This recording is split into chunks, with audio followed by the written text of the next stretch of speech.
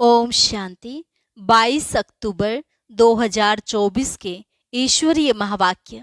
पहले सुनते हैं मुरली के मुख्य पॉइंट्स।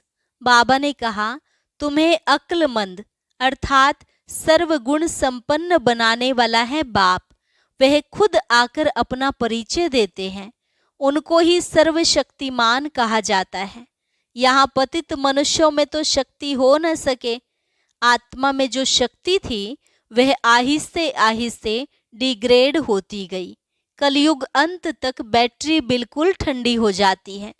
फिर बाबा ने कहा, यह 5 विकार रूपी रावण तुम्हारी सारी शक्ति छीन लेते हैं। तुम वर्थ नॉट ए पेनी बन जाते हो। अब फिर से सर्वशक्तिमान बाप द्वारा तुम्हें शक्ति मिल रही है। यह रूहानी ताकत है जो तुम्हें सर्वशक्तिमान बाप के साथ योग लगाने से मिलती है। तो याद में रहे, तुम्हें इस शरीर से डिटैच होना है। अभी तुम साइलेंस में जाते हो। साइंस वालों में इतनी ताकत नहीं जो वहां जा सके। साइलेंस का बल लेकर ही तुम साइलेंस दुनिया में जा सकते हो। लास्ट में बाबा ने कहा, पहले तो पवित्र बनो और फिर सृष्टि का चक्र कैसे फिरता है उसको अच्छी रीति समझो। तुम बाप को बुलाते ही इसलिए हो कि आकर रास्ता बताओ, हमारा गाइड बनो। इसलिए बाप आकर तुम्हें यह पवित्रता का रास्ता बताते हैं जिससे तुम पवित्र दुनिया सचखंड के मालिक बनते हो। और अब सुनते हैं महावाक्यों को विस्तार से। मुरली का सार। बाप तुम्हें जो नॉलेज पढ़ाते हैं इसमें रिद्धि सिद्धि की बात नहीं। पढ़ाई में कोई छू मंत्र से काम नहीं चलता है। प्रश्न, देवताओं को अक्लमंद कहेंगे, मनुष्यों को नहीं, क्यों? उत्तर, क्योंकि देवताएं हैं सर्वगुण संपन्न और मनुष्यों में कोई भी गुण नहीं है। देवताएं अक्लमंद हैं, तब तो मनुष्य उनकी पूजा करते हैं। उनकी बैटरी चार्ज है, इसलिए उन्हें वर्थ पाउंड कहा जाता है। जब बैटरी डिस्चार्ज होती है, वर्थ पेनी बन जाते हैं, तब कहेंगे बेअक्ल। ओम शांति। बाप ने बच्चों को समझाया है कि यह पाठशाला है, यह पढ़ाई है। इस पढ़ाई से यह पद प्राप्त होता है, लक्ष्मी नारायण। इनको स्कूल व यूनिवर्सिटी समझना चाहिए। यहाँ दूर दूर से पढ़ने के लिए आते हैं। क्या पढ़ने आते हैं? यह एम ऑब्जेक्ट बुद्धि में है। हम पढ़ाई पढ़ने के लिए आते हैं। पढ़ाने वाले को टीचर कहा जाता है। भगवानुवाच है भी गीता, दूसरी कोई बात नहीं है। गीता पढ़ाने वाले का पुस्तक है, परंतु पुस्तक आदि कोई पढ़ाते नहीं है। गीता कोई हाथ में नहीं है। यह तो भगवानुवाच है। मनुष्य को भगवान नहीं कहा जाता। भगवान ऊंच ते ऊंच है एक, मूल वतन, सूक्ष्म वतन, स्थूल वतन। यह है सारी यूनिवर्स। खेल कोई सूक्ष्म वतन व मूल वतन में नहीं चलता है। नाटक यहाँ ही चलता है। 84 का चक्र भी यहाँ है। इनको ही कहा जाता है 84 के चक्र का नाटक। यह बना बनाया खेल है। यह बड़ी समझने की बातें हैं, क्योंकि ऊंच ते ऊंच भगवान, उनकी तुमको मत मिलती है। दूसरी तो कोई वस्तु है नहीं। एक को ही कहा जाता है सर्वशक्तिमान, वर्ल्ड ऑलमाइटी अथॉरिटी। अथॉरिटी का भी अर्थ खुद समझाते हैं। यह मनुष्य नहीं समझते, क्योंकि वह सब हैं तमो प्रधान। इसको कहा ही जाता है कलयुग। ऐसे नहीं कि कोई के लिए कलयुग है, कोई के लिए सतयुग है, कोई के लिए त्रेता है, नहीं। जबकि अभी है ही नरक, तो कोई भी मनुष्य ऐसे नहीं कह सकता कि हमारे लिए स्वर्ग है, क्योंकि हमारे पास धन दौलत बहुत है। यह हो नहीं सकता। यह तो बना बनाया खेल है।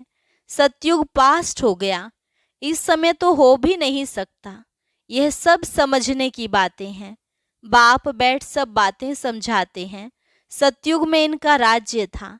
भारतवासी उस समय सतयुगी कहलाते थे। अभी जरूर कलयुगी कहलाएंगे। सतयुगी थे तो उसको स्वर्ग कहा जाता था। ऐसे नहीं कि नर्क को भी स्वर्ग कहेंगे। मनुष्यों की तो अपनी अपनी मत है। धन का सुख है तो अपने को स्वर्ग में समझते हैं। मेरे पास तो बहुत संपत्ति है, इसलिए मैं स्वर्ग में हूँ। परंतु विवेक कहता है कि नहीं, यह तो है ही नर्क। भल किसके पास 10-20 लाख हो, परंतु यह है ही रोगी दुनिया। सतयुग को कहेंगे निरोगी दुनिया। दुनिया यही है। सतयुग में इनको योगी दुनिया कहेंगे, कलयुग को भोगी दुनिया कहा जाता है। वहाँ है योगी, क्योंकि विकार का भोग विलास नहीं होता है। तो यह स्कूल है, इसमें शक्ति की बात नहीं। टीचर शक्ति दिखलाते हैं क्या? एम ऑब्जेक्ट रहता है, हम फलाना बनेंगे। तुम इस पढ़ाई से मनुष्य से देवता बनते हो। ऐसे नहीं कि कोई जादू छू मंत्र व रिद्धि सिद्धि की बात है। यह तो स्कूल है। स्कूल में रिद्धि सिद्धि की बात होती है क्या? पढ़कर कोई डॉक्टर कोई बैरिस्टर बनता है। यह लक्ष्मी नारायण भी मनुष्य थे, परंतु पवित्र थे, इसलिए उन्हों को देवी देवता कहा जाता है। पवित्र जरूर बनना है। यह है ही पतित पुरानी दुनिया। मनुष्य तो समझते हैं पुरानी दुनिया होने में लाखों वर्ष पड़े हैं। कलयुग के बाद ही सतयुग आएगा। अभी तुम हो संगम पर। इस संगम का किसको भी पता नहीं है। सतयुग को लाखों वर्ष दे देते हैं। यह बातें बाप आकर समझाते हैं। उनको कहा जाता है सुप्रीम सोल। आत्माओं के बाप को बाबा कहेंगे, दूसरा कोई नाम होता नहीं। बाबा का नाम है शिव। शिव के मंदिर में भी जाते हैं। परमात्मा शिव को निराकार ही कहा जाता है। उनका मनुष्य शरीर नहीं है। तुम आत्माएं यहाँ पार्ट बजाने आती हो, तब तुमको मनुष्य शरीर मिलता है। वह है शिव, तुम हो सालीग्राम। शिव और सालीग्रामों की पूजा भी होती है, क्योंकि चैतन्य में होकर गए हैं, कुछ करके गए हैं, तब उनका नामाचार गाया जाता है अथवा पूजे जाते हैं। आगे जन्म का तो किसको पता नहीं है। इस जन्म में तो गायन करते हैं, देवी देवताओं को पूजते हैं। इस जन्म में तो बहुत लीडर्स भी बन गए हैं। जो अच्छे अच्छे साधु संत आदि होकर गए हैं, उनकी स्टैंप भी बनाते हैं नामाचार के लिए। यहाँ फिर सबसे बड़ा नाम किसका गाया जाए? सबसे बड़े ते बड़ा कौन है? ऊंच ते ऊंच तो एक भगवान ही है। वह है निराकार, और उनकी महिमा बिल्कुल अलग है। देवताओं की महिमा अलग है, मनुष्यों की अलग है। मनुष्य को देवता नहीं कह सकते। देवताओं में सर्वगुण थे। लक्ष्मी नारायण होकर गए हैं ना, वे पवित्र थे, विश्व के मालिक थे। उनकी पूजा भी करते हैं, क्योंकि पवित्र पूज्य हैं। अपवित्र को पूज्य नहीं कहेंगे। अपवित्र सदैव पवित्र को पूजते हैं। कन्या पवित्र है तो पूजी जाती है। पतित बनती है तो सबको पांव पड़ना पड़ता है। इस समय सब हैं पतित। सतयुग में पावन थे, वह है ही पवित्र दुनिया। कलयुग है पतित दुनिया, तभी पतित पावन बाप को बुलाते हैं। जब पवित्र हैं तब नहीं बुलाते हैं। बाप खुद कहते हैं मुझे सुख में कोई भी याद नहीं करते हैं। भारत की ही बात है। बाप आते ही भारत में है। भारत ही इस समय पतित बना है। भारत ही पावन था। पावन देवताओं को देखना हो तो जाकर मंदिर में देखो। देवताएं सब हैं पावन। उनमें जो मुख्य मुख्य हेड हैं, उन्हों को मंदिरों में दिखाते हैं। इन लक्ष्मी नारायण के राज्य में सब पावन थे, यथा राजा रानी तथा प्रजा। इस समय सब पतित हैं। सब पुकारते रहते हैं, हे पतित पावन आओ। सन्यासी कभी श्री कृष्ण को भगवान व ब्रह्म नहीं मानेंगे। वह समझते हैं भगवान तो निराकार है। उनका चित्र भी निराकार तरीके से पूजा जाता है। उनका एक्यूरेट नाम शिव है। तुम आत्मा जब यहाँ आकर शरीर धारण करती हो तो तुम्हारा नाम रखा जाता है। आत्मा अविनाशी है, शरीर विनाशी है। आत्मा एक शरीर छोड़ जाकर दूसरा लेती है। 84 जन्म तो चाहिए ना। 84 लाख नहीं होते। तो बाप समझाते हैं, यही दुनिया सतयुग में नई थी, राइटियस थी, यही दुनिया फिर अनराइटियस बन जाती है। वह है सचखंड। सब सच बोलने वाले होते हैं। भारत को सचखंड कहा जाता है। झूठ खंड ही फिर सचखंड बनता है। सच्चा बाप ही आकर सचखंड बनाते हैं। उनको सच्चा पातशाह, ट्रुथ कहा जाता है। यह है ही झूठ खंड। मनुष्य जो कहते हैं वह है झूठ। सेंसिबल बुद्धि है देवताएं, उन्हों को मनुष्य पूजते हैं। अक्लमंद और बेअक्ल कहा जाता है। अक्लमंद कौन बनते हैं, फिर बेअक्ल कौन बनाते हैं, यह भी बाप बताते हैं। अक्लमंद सर्वगुण संपन्न बनाने वाला है बाप। वह खुद आकर अपना परिचय देते हैं। जैसे तुम आत्मा हो, फिर यहाँ शरीर में प्रवेश कर पार्ट बजाते हो, मैं भी एक ही बार इनमें प्रवेश करता हूँ। तुम जानते हो वह है ही एक। उनको ही सर्वशक्तिमान कहा जाता है। दूसरा कोई मनुष्य नहीं जिसको हम सर्वशक्तिमान कहें। लक्ष्मी नारायण को भी नहीं कह सकते, क्योंकि उन्हों को भी शक्ति देने वाला कोई है। पतित मनुष्य में शक्ति हो न सके। आत्मा में जो शक्ति रहती है वह फिर आहिस्ते आहिस्ते डिग्रेड होती जाती है। अर्थात आत्मा में जो सतो प्रधान शक्ति थी वह तमो प्रधान शक्ति हो जाती है। जैसे मोटर का तेल खलास होने से मोटर खड़ी हो जाती है, यह बैटरी घड़ी घड़ी डिस्चार्ज नहीं होती है। इनको पूरा टाइम मिला हुआ है। कलयुग अंत में बैटरी ठंडी हो जाती है। पहले जो सतो प्रधान विश्व के मालिक थे, अभी तमो प्रधान हैं, तो ताकत कम हो गई है, शक्ति नहीं रही है। वर्थ नोट पेनी बन जाते हैं। भारत में जब देवी देवता धर्म था तो वर्थ पाउंड थे। रिलीजन इज माइट कहा जाता है। देवता धर्म में ताकत है, विश्व के मालिक हैं। क्या ताकत थी? कोई लड़ने आदि की ताकत नहीं थी। ताकत मिलती है सर्वशक्तिमान बाप से। ताकत क्या चीज है? बाप समझाते हैं, मीठे मीठे बच्चों, तुम्हारी आत्मा सतो प्रधान थी, अब तमो प्रधान है। विश्व के मालिक बदले विश्व के गुलाम बन गए हैं। बाप समझाते हैं, यह 5 विकार रूपी रावण तुम्हारी सारी ताकत छीन लेते हैं, इसलिए भारतवासी कंगाल बन पड़े हैं। ऐसे मत समझो साइंस वालों में बहुत ताकत है, वह ताकत नहीं है। यह रूहानी ताकत है जो सर्वशक्तिमान बाप से योग लगाने से मिलती है। साइंस और साइलेंस की इस समय जैसे लड़ाई है, तुम साइलेंस में जाते हो, उसका तुमको बल मिल रहा है। साइलेंस का बल लेकर तुम साइलेंस दुनिया में चले जाएंगे। बाप को याद कर अपने को शरीर से डिटैच कर देते हो। भक्ति मार्ग में भगवान के पास जाने के लिए तुमने बहुत माथा मारा है, परंतु सर्वव्यापी कहने के कारण रास्ता मिलता ही नहीं, तमो प्रधान बन गए हैं। तो यह पढ़ाई है, पढ़ाई को शक्ति नहीं कहेंगे। बाप कहते हैं पहले तो पवित्र बनो और फिर सृष्टि का चक्र कैसे फिरता है उनकी नॉलेज समझो। नॉलेजफुल तो बाप ही है, इसमें शक्ति की बात नहीं। बच्चों को यह पता नहीं है कि सृष्टि का चक्र कैसे फिरता है। तुम एक्टर्स पार्टधारी होना, यह बेहद का ड्रामा है। आगे मनुष्यों का नाटक चलता था, उसमें अदली बदली हो सकती है। अभी तो फिर बाइस्कोप बने हैं। बाप को भी बाइस्कोप का मिसाल दे समझाना सहज होता है। वह छोटा बाइस्कोप, यह है बड़ा। नाटक में एक्टर्स आदि को चेंज कर सकते हैं, यह तो अनादि ड्रामा है। एक बार जो शूट हुआ है वह फिर बदल नहीं सकता।